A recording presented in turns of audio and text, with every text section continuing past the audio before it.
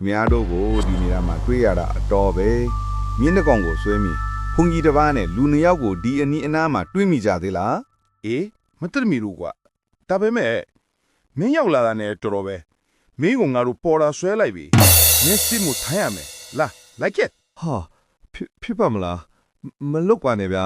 စောက်စကားမများနဲ့ဟဲ့အောင်他表演烧ခွက်ရိုက်မယ်လာခုလိုက်ခဲ့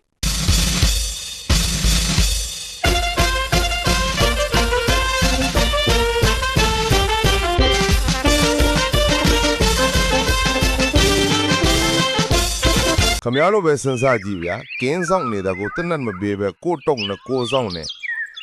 တခါတလေတနတ်လေးပါလေကင်ဒီဖင်ရခြင်းတာပေါ့ပြောချင်းဆိုရင်တာတစီတော့လာပြီးခေါ်ဖျက်လိုက်အောင်မယ်ချက်စမ်းဒီနေရာရောက်ရင်ဖြည်းဖြည်းမောင်းရမယ်ဆိုတော့မသိဘူးလားဘယ်သွားမှလဲမှတ်ပုံတင်ပြစမ်း တောင်းပန်ပါရဆရာရဲ့ကျွန်တော်အရေးကြီးနေလို့ပါဟောမေးတော့မလို့ဆရာအတွက်လက်ဖက်တွေဖိုးလေးပေးခဲ့ပါမယ်ကူညီပါအောင်ဆရာရဲ့ မီးကဘယ်ဆိုးလို့လဲအမြောက်အမြင်တော့ရှိတာလေကြီးပွားတိုးတာဦးမယ်ကားကိုဖြည်းဖြည်းမောင်းသွားနော်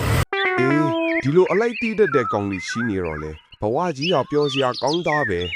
ဦးလေကွန်းရတဲ့ထောင်ဖို့92 20နဲ့စေးပါပါပဲနော်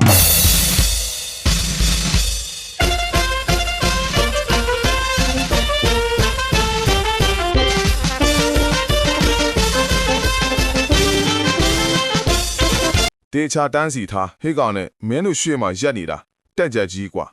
လက်မုံကအစ်စ်တွေကပေါက်လို့ဖာထားတာမဟုတ်ဘူး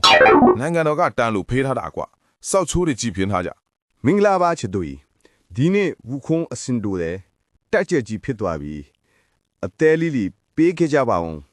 အရင်ချစ်တယ်နော်ဝေါ်အိုင်နီစာရငယ်ရော love you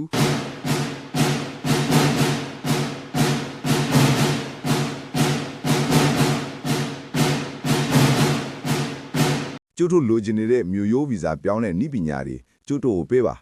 ဒီစတစ်ထဲမှာခမရတို့နိုင်ငံကအိဒါလိုချင်နေတဲ့ငါတက်လောင်ပေါင်နီလို့ဝက်ချက်ဒီပါတယ်အဲ့ဒါနဲ့လဲမယ် ကောင်းပြီခမ ्या ပြောတာလက်ခံတယ်နောက်တစ်ခါကျရင်လက်ဖက်တုတ်တဲ့နီးပညာကိုယူလာခဲ့ပြီပါ